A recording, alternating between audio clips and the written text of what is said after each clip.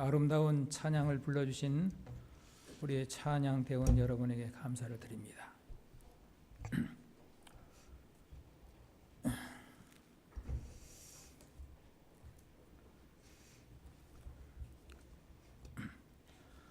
제가 오늘 이 자리에 서게 된 것은 한편으로 참 감사하고 또 한편으로는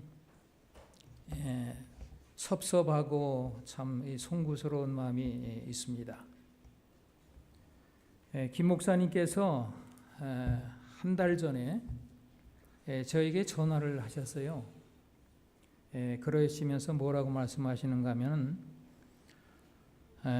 노갑석 할아버지 또 박봉금 할머니 그리고 김순난 집사님 그 전화하실 때는 최영희 집사님은 아직 그 장례에 돌아가시기 전입니다. 이런 그 어르신들이 자꾸 하셨다고 하시면서 목사님 그런 줄 아시고 유가족들에게 위로의 말씀 또 기도를 많이 해달라고 이렇게 부탁하시면서 저희가 오늘 설교를 부탁하시는 말씀을 들었습니다.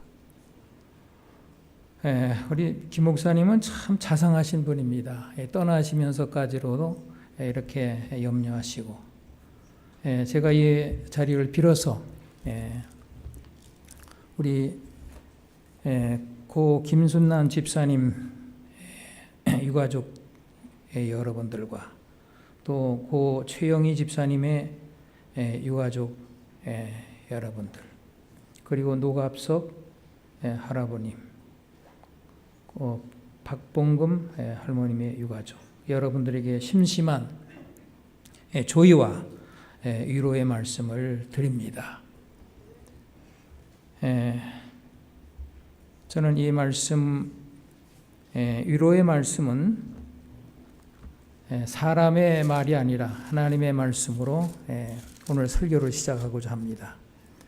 계시록 21장입니다.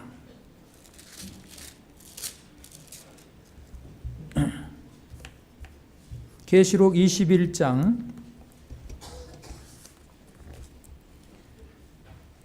1절부터 내가 새 하늘과 새 땅을 보니 처음 하늘과 처음 땅이 없어졌고 바다도 다시 있지 아니하더라.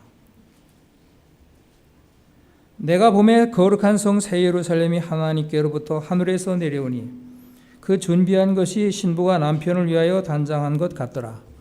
내가 들으니 보좌에서 큰 음성이 나서 이르되 보라 하나님의 장막이 사람들과 함께 있음에 하나님이 그들과 함께 있음에 하나님이 그들과 함께 계시리니 그들은 하나님의 백성이 되고 하나님은 친히 그들과 함께 계셔서 4절입니다. 모든 눈물을 그 눈에서 닦아주시고 다시는 사망이 없고 애통하는 것이나 곡하는 것이나 아픈 것이 다시 있지 아니하리니 처음 것들이 다 지나갔음이로라. 보좌에 앉으시니가 이르시되 보라 내가 만물을 새롭게 하노라 하시고 또 이르시되 이 말은 신실하고 참되니 기록하라 하시고 오늘 말씀의 제목은 내가 만물을 새롭게 하노라 이런 제목으로 말씀을 드리고자 합니다.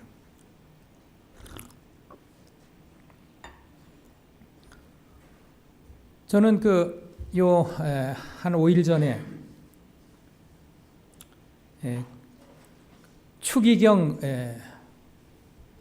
우리 한국의 추기경 누구죠? 김수환 추기경이 세상을 떠났죠. 한 종교 지도자로서 세상을 떠났어요. 그런데 저는 여러분 그 텔레비전과 또 신문의 여러 가지 그 상황에 대해서 보시면서 여러분 느끼신 거 계십니까? 무슨 대통령 왕 죽은 것보다 더 아주 추모 행렬이 한 나흘간에 한 40만 명이 추모 행렬이 이어지고, 더 놀라운 것은 천주교인들과 전혀 관계없는 불신자들도 아주 눈물을 흘리면서 추모하는 걸 봤습니다. 그런데 거기에서 제가 하나 또 아주 놀라운 사실을 발견했는데, 김수환 추기경의 그 생전에 여러 가지 말씀의 그런 어록들 이런 걸 쭉 소개하면서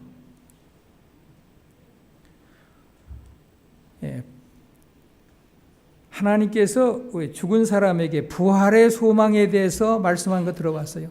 부활이란 말은 한마디도 쓰지 않은 걸 봤어요.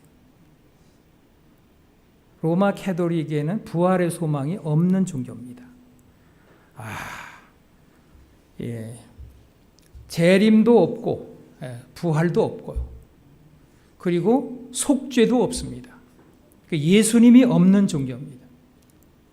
제가 그 네 가지 특징, 그리스도 안에 있는 네 가지 진리가 전혀 없는 그 사실을 이번 발견하고 깜짝 놀랐어요. 깜짝 놀랄과 동시에 정말 제7일 안식일 예수 재림교회 성도가 된 것이야말로 큰 축복이라고 하는 사실을 다시 한번 깨닫게 되면서 최근에 사랑하는 그 가족을 잃은 우리 네 가족의 유가족들에게 우리 김순난 집사님, 최영희 집사님, 고 노갑석 그리고 박봉금 할머니, 이 네 분들은 김수환 추기경이 알지 못하는 예수님께서 주시는 부활의 소망의 약속을 받고 잠들어 계시다는 사실을 생각하시면서 유가족들은 큰 희망과 용기를 가지시기를 간절히 바랍니다.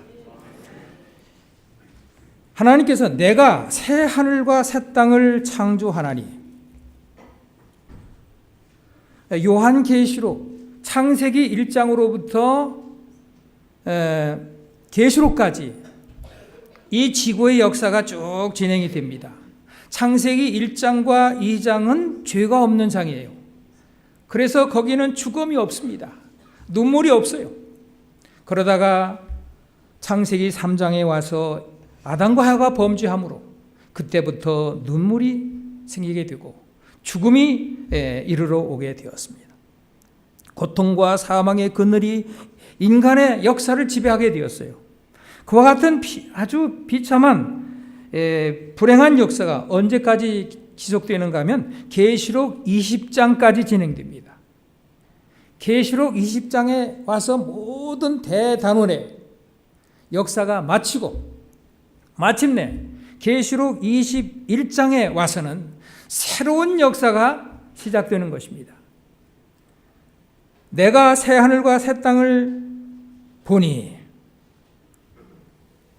사도 요한이 계시 가운데서 새 하늘과 새 땅이 창조된 모습을 계시 가운데 보았습니다. 처음 하늘과 처음 땅이 없어졌고 바다도 다시 있지 않더라.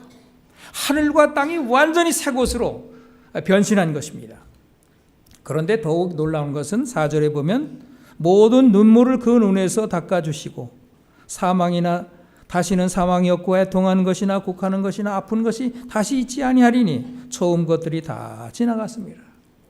이 계시를 보는 사도 요한도 지금 밤모섬에서 이 계시를 보고 있었습니다. 가족들 다 이제 등지고 먼 바다를 건너서 아주 외로운 밤모섬에 아주 홀로 외롭게 유배를 와서 정말로 날아다니는 갈매기와 이 산새들 벗삼아서 또 물고기를 벗삼아서 외롭게 지내는 이 사도 요한에게 이 계시의 내용은 큰 위로와 소망이 된 것입니다. 모든 눈물을 그 눈에서 닦아 주심에 다시는 사망이 없고 애통하는 것이나 곡하는 것이나 아픈 것이 다시 있지 아니하리니 처음 것들이 다 지나갔습니다. 네. 여기 처음 것들이 다 지나갔습니다. 이 처음 것들이 이 영문에 보면 for all the older of things has passed away 그랬어요. all the older of things 낡은 제도, 다시 말하면 낡은 그런 질서, 낡은 제도는 완전히 지나갔으니 낡은 제도가 뭡니까? 낡은 제도. 창세기 1장과 2장은 전혀 낡지 않은 아주 새로운 조직으로 제도로 시작했어요. 그러나 인간이 범죄한 후에 새로운 그런 질서가 인간의 모든 삶을 지배하게 되었어요.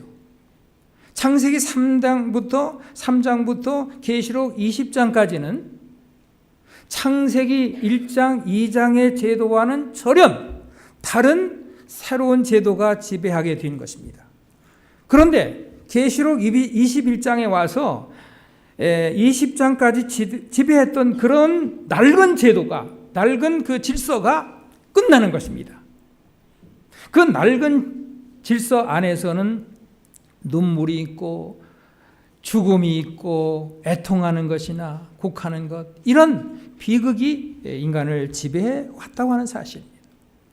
그런데 계시 요한은 말하기를 이 낡은 제도가 pass away, 다 지나, 이게 이미 끝난 것입니다.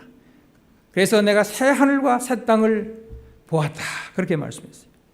저는 오늘 사랑하는 가족을 잃은 유가족들 뿐만 아니라 여기에 앉아있는 여러분과 저 모두 우리는 새로운 질서가 이 땅에 세워지기를 바라는 사람들이 아닙니까? 그 새로운 질서 안에서 죽은 우리 새로운 우리 유가족들도 만나게 될 것이고, 우리도 부활의 소망, 부활이 없는 기독교는 그거는 아무것도 아닙니다. 그건 있으나 마나, 도덕적인 종교는 그거는 있으나 마나한 종교입니다. 여기 하나님께서 사도 요한을 통해서 보라 내가 만물을 새롭게 하노라. 만물, 판타, all things. 하나님께서 만물을 새롭게 한다고 그랬어요. 만물이라는 것은 그 속에 사람도 들었고 동물도 들었고 광물도 들었고 식물도 들었고 이 지구상에 속해 있는 모든 물건이 죄로 말미암아, 인간의 타락으로 말미암아 낡은 제도, 낡은 질서의 지배를 받아왔습니다. 그 낡은 질서를 우리 그 물리학적으로는 뭐라고 그러냐면 엔트로피 법칙이라고 합니다. 연력학 제2법칙이라고 하는 겁니다. 아무리 새로운 돌덩어리로 만든 건축물도 그냥 손 안 대고 놔두어도 천년이 지나면 다 부서져서 모래가 됩니다. 사람도 마찬가지고 물건도 마찬가지고 모든 것이 낡은 제도의 지배를 받기 때문에 다 쇠해지고 낡아지고 망가지고 없어지는 것입니다. 오늘날 과학자들은 어떻게 하면 늙지 않을까? 어떻게 하면 죽지 않을까? 그런 그 원리를 찾아내기 위해서 애쓰는 겁니다. 그건 쓸데없는 짓입니다. 그건 말짱한 일입니다. 지금까지 그걸 찾기 위해서 발버둥을 쳤지만 찾았다는 과학자 없고 그 문제 해결했다고 하는 학자 없습니다. 오직 예수 그리스도 안에서 그리스도만이 창조하신 하나님만이 새로운 하늘과 땅을 창조하실 수가 있고, 아담과 해와를 창조하신 하나님만이 죄로 죽은 아담의 후예들을 그리스도 안에서 부활시킬 수가 있다는 사실을 기억하시기를 바랍니다. 그리스도 안에서만이 소망이 있다는 사실을 기억하시기 바랍니다. 저는 요즘 참 사람들의 이목을 끌고 관심이 대단한 문제들이 있습니다. 그게 뭔지 아세요? 이 환경 문제입니다. 요즘 환경 문제에 고심하고 그 문제를 모르는 사람은 정말 참 답답한 사람입니다. 예. 한계에 이른 오염의 시대. 예. 제가 어떤 그 책을 보니까 이제 물도 공기도 우리가 먹는 음식도 온통 이 지구에 사람이 사는 이 주변의 모든 환경이 전부 독으로 전부 오염이 됐어요. 더럽혀졌단 말이에요. 그리고 뿐만 아니라 사람도 다 오염이 됐어요.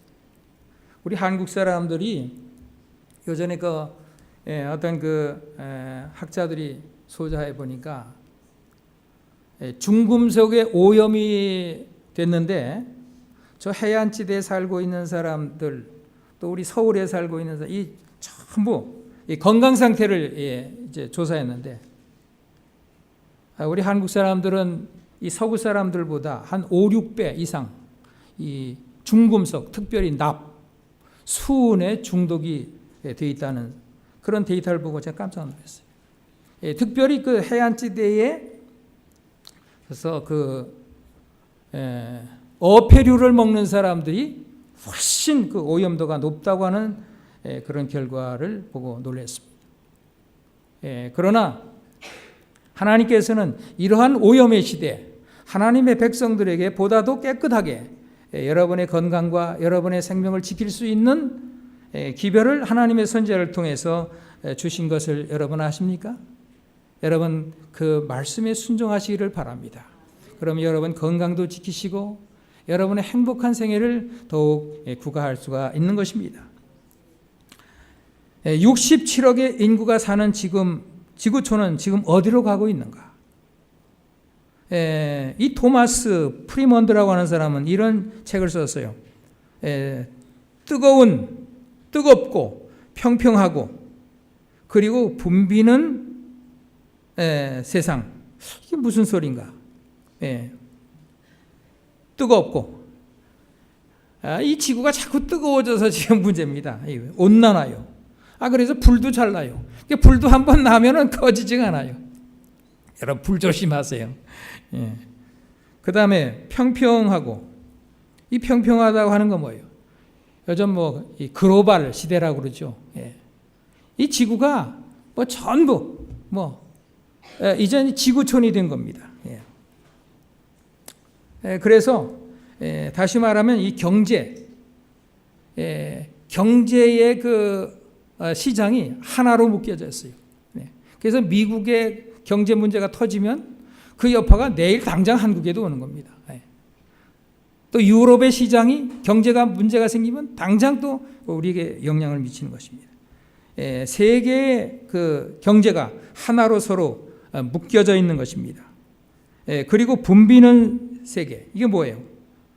67억이라고 하는 엄청난 인구가 어깨를 비비며 살고 있는 아주 복잡한 세상에 우리가 살고 있다고 하는 사실입니다. 그런데 사람이 많아도 좀 쾌적하고 살기가 좋으면 걱정인데 이 세 가지 조건이 하나도 마음에 드는 게 없어요. 사람을 편안하게 살 수 있는 환경이 아니라는 데 문제가 있는 것입니다.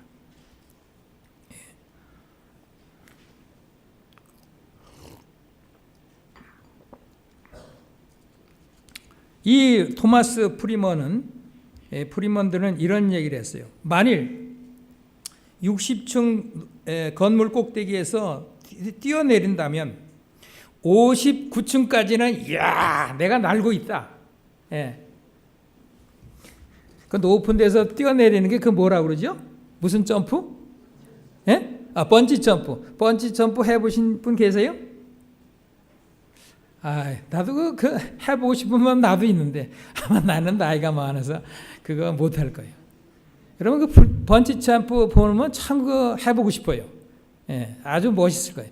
탁 떨어지고 떨어지지 않도록 딱 줄로 맸기 때문에 걱정 없죠.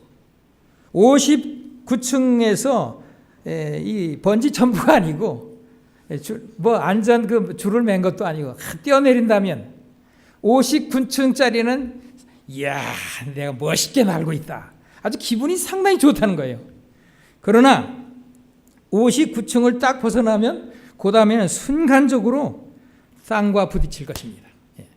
이건 무슨 얘기인가 하면 이 세계 모든 나라들이 스스로 뭔가 하면 그 개발 경쟁을 했어요. 더 잘 살라고, 더 많은 물건을 만들고, 더 많은 공장을 만들고, 더 많은 돈을 벌려고 서로 경쟁을 하다 보니까 어떻게 됐어요? 그래서 자동차 없던 가정이 자동차가 생기게 되고 살맛 나는 거예요. 멋있어요. 생활이 향상돼요. 그래서 기분 좋아요.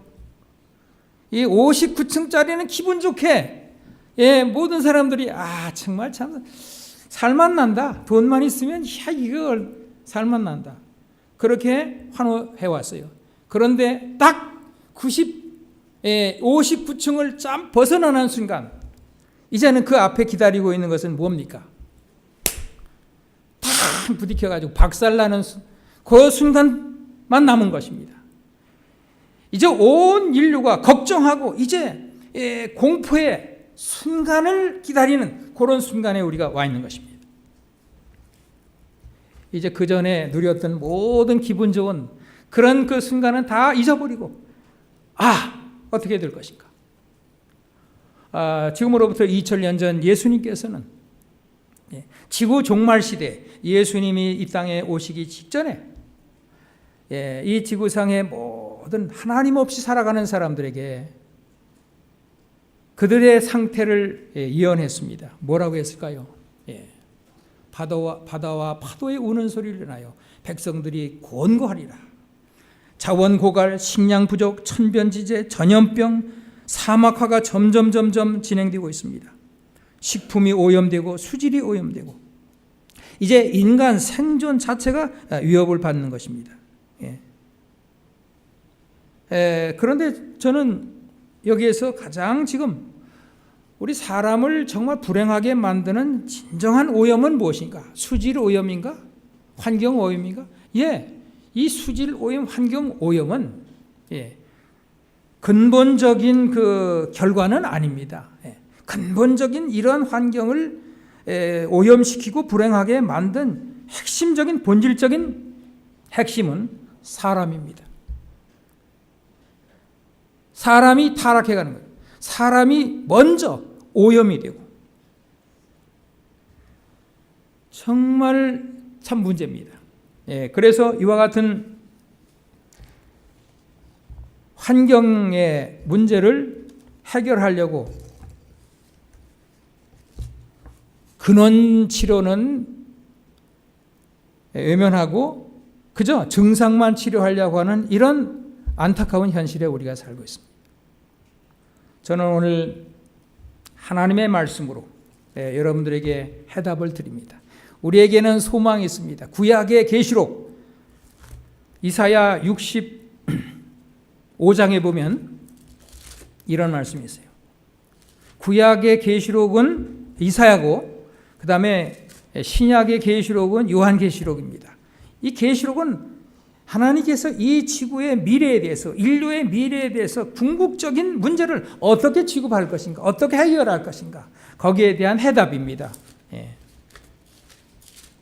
이사야 65장 보겠습니다.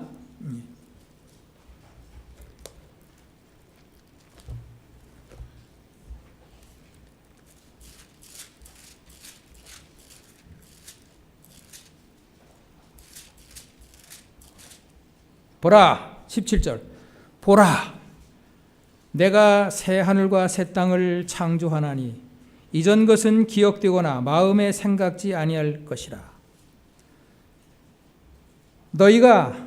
너희는 내가 창조한 것으로 말미암아 영원히 기뻐하며 즐거워할지니라. 보라 내가 새 예루살렘으로 예루살렘을 즐거운 성으로 창조하며 그 백성을 기쁨으로 삼고, 보라, 내가 새 하늘과 새 땅을 창조하나니 이전 것은 기억되거나 마음에 생각지 아니할 것이라.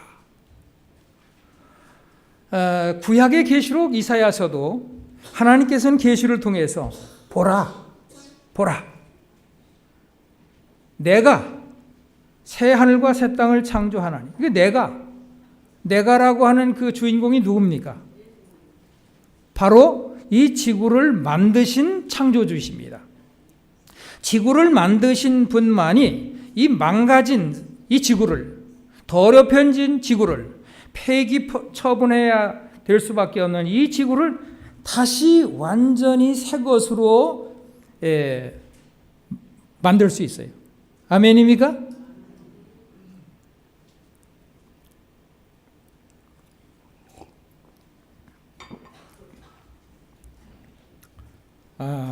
이 계시록의 구약의 계시록 이사야서에 보면 내가 예루살렘으로 즐거워하며 나의 백성을 기뻐하리니 우는 소리와 부르짖는 소리가 들리지 아니할 것이며 거기는 날수가 많지 못하여 죽는 어린이와 수완이 차지 못한 노인이 다시 없을 것이며 100세에 죽는 자는 젊으리라 하겠고 100세가 되지 못해 죽는 자는 저주를 받으리라. 목사님, 새하늘과 새 땅을 창조할 때도 어린아이도 죽고 좀 장수는 하지만 영생은 없네요. 이렇게 질문하는 분이, 여러분 이 말씀에 대해서 여러분 어떻게 생각하십니까? 우리 하나님께서는 백성들에게 계시를 주실 때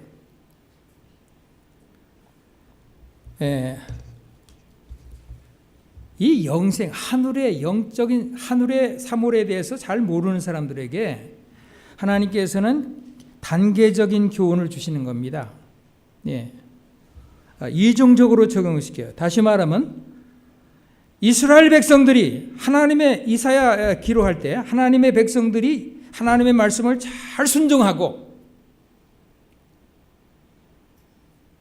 명령을 순종하고 하나님의 뜻대로 살았을 것 같으면 이 땅에서도 장수하고 어느 민족보다도 행복한 지상의 생애를 누릴 것이라고 하는 사실입니다. 그래서 땅의 그 부분적인 예언의 부분적인 성취, 하나님께서 주신 그 예언에는 두 가지 면이 있습니다. 첫째, 이 땅에서 이루어지는 부분적인 성취와 궁극적인 성취. 여러분, 궁극적인 성취는 하늘에서 이루어집니다. 이스라엘 백성들이 애굽에서 나올 때 하나님께서 어느 땅으로 들어가려고 약속했어요? 어느 땅으로 들어가리라고 했어요? 애굽 땅에서 나오자마자 야, 이제 너희들 하늘나라 간다 하고 나왔어요? 아니에요. 가나안 땅. 가나안 땅은 하늘입니까? 이 땅입니까? 이 땅이에요. 1차적으로 이스라엘 백성들을 애굽에서 인도해서 이 땅에 있는 가나안 땅으로 인도하셨어요. 가나안 땅으로 인도해서 하나님께서 인도해서 그들에게 약속하신 것을 주시는 이 과정을 통해서 이 땅에서 부분적인 성취를 경험하면서 궁극적인 하늘의 영원한 이 땅에는 장수만 있고 영생은 없습니다. 이 땅에서 주시는 장수를 통해서 영생의 경험을 맛볼 수 있도록 1차적인 단계의 경험을 허락해 주신 것입니다. 아멘입니까?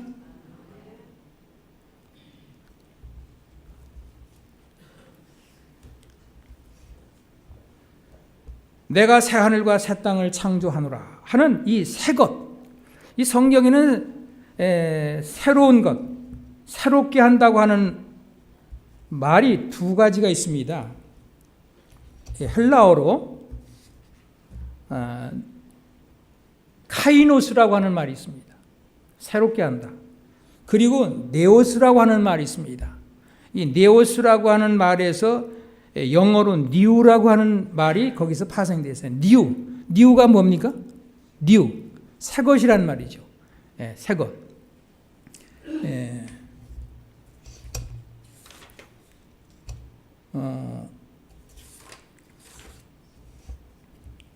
그 니오라고 하는 말과 카이노스라고 하는 말은 새 것이란 말인데 엄청난 차이가 있습니다.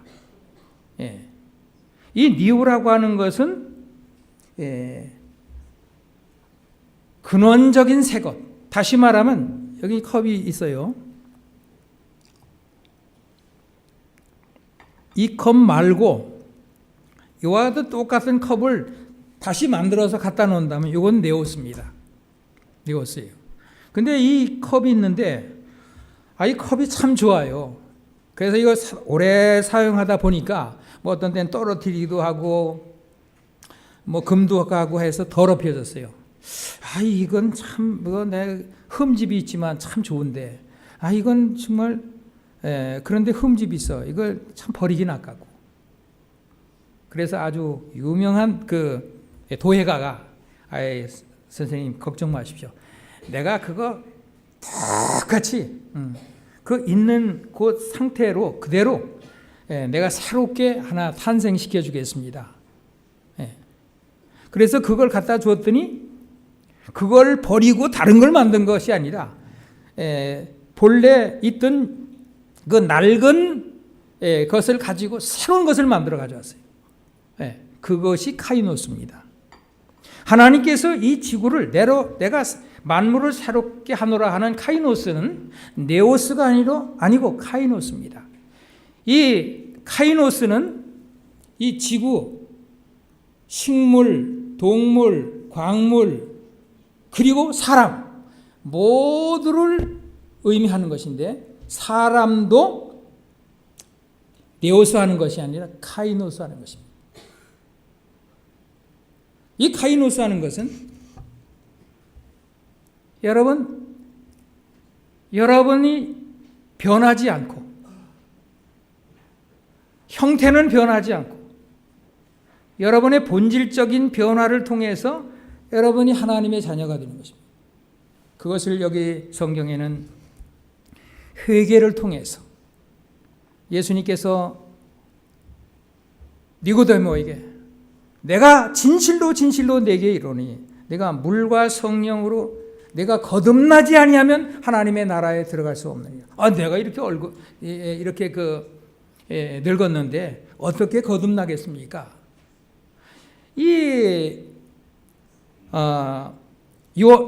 니고데모는 네오스의 새로운 탄생을 의미하는 줄 알았어요. 내가 어떻게 지금 나이 먹었는데 이 나이 먹어가지고 내가 어떻게 다시 태어납니까? 그때 예수님께서 아니다. 내가 진실로 내게 이르노니 내가 물과 성령으로 거듭나지 아니하면 하나님 나라를 볼 수가 없느니라. 카이노스의 중생입니다. 카이노스의 중생이란 질적인 갱신입니다. 다시 말하면 이 성경에 이 카이노스의 중생이란 무엇인가를 구체적으로 여러 성경 말씀을 우리에게 주셨습니다. 로마인서 12장 2절에 보면 이런 말씀이 있습니다. 로마인서 12장 2절. 성경을 좀 여러 성경절을 좀 참고했으면 좋겠습니다. 로마인서 12장. 우리 청년 가운데서 한번 읽어주세요.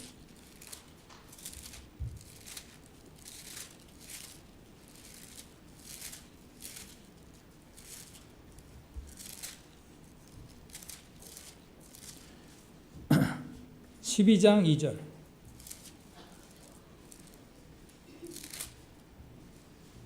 너희는 이 세대를 본받지 말고 오직 마음을 새롭게 함으로 권한을 받아 하나님의 선하시고 기뻐하시고 온전하신 뜻이 무엇인지 분별하도록 하라. 너희는 이 세대를 본받지 말고 오직 마음을 새롭게 함으로. 이 새롭게 한다는 말이 네오스가 아니라 카이노스입니다. 근데 하나님께서 우리를 새롭게 하는 것이 성형수술을 해서 눈 쌍꺼풀이 만들고 그게 아니고 어디를 새롭게 하는 겁니까? 하나님께서 우리를 카이노스 하는 부분이 어디입니까? 어디예요? 우리를 새롭게 고치는 것, 새롭게 탄생시키는 부분이 어디입니까? 어디예요? 마음입니다. 우리의 심령이에요. 예. 아담과 해와가 병들고 망가진 게 어딥니까? 마음입니다. 예. 다시 말하면 머리예요. 그래서 제사제도법 가운데 죄인이 양을 끌고 와서 어디다 안수하는지 아세요? 내가 오늘 죄를 졌습니다. 그래서 이 양이 내 대신 오늘 제물이 될 겁니다. 그 양, 그러면 제사장은 그래? 죄 졌지? 그러면 양의 머리에다가 여기 얹고 내 죄 다 고백해. 그러면 모든 그 모든 죄를 그 양의 머리에다 다 옮겨 놓는 것입니다. 왜 머리로 옮겨집니까? 사람의 죄는 어디서 다 만들어지는 거예요? 요 마음, 요 머리에서 만들어집니다. 요 머리 잘못 쓰면은요, 참 문제가 많아요. 그럼 모든 인간사에 문제가 되는 죄악의 출처는 요 머리에서 생기는 겁니다.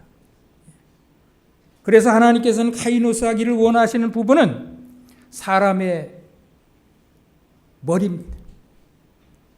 너희는 이 세대를 본받지 말고 오직 마음을 새롭게 함으로 변화를 받아 하나님의 선하시고 기뻐하시고 온전하신 뜻이 무엇인지 분별하도록 하라. 여러분 마음의 변화, 하나님의 뜻에 일치한 마음을 갖는 사람이 중요합니다. 자꾸 여러분은 하나님의 뜻과는 반대되는 그런 그 책을 보고 싶고, 그런 생애를 살고 싶고, 그런 말을 하고 싶고, 하나님과는 별로 관계없는 그런 사람이 자꾸만 되려고 하는 그런 그 본능이 있습니다. 이것을 억제할 수 있는 방법은 하나님의 도움이 필요합니다. 그래서 고린도후서 5장 17절에 보면 어떤 말씀이 있습니까? 고린도후서 5장 17절. 누구든지 그리스도 안에 있으면 무슨 피조물이라? 누구든지 그리스도 안에 있으면 새로운 피조물이라. 새로운 피조물, 카이노스 된. 누구든지 그리스도 안에 있으면, 그리스도 안에 있다는 게 뭡니까? 예수님을 개인의 구주로 받아들이고, 예수님을 나의 구주로 받아들이고, 그분의 말씀 안에서 사는 것입니다. 그분의 말씀대로 순종하며 사는 길, 바로 그것이 그리스도 안에 있는 것입니다. 내가 예수님 안에 있고 예수님이 나의 안에 있는 길, 그것은 하나님의 말씀으로 일체가 되는 것입니다. 그래서 내가 아주 쉬운 방법 하나 가르쳐 드리겠습니다. 여러분, 시간 나는 대로 성경 기억절 외세요.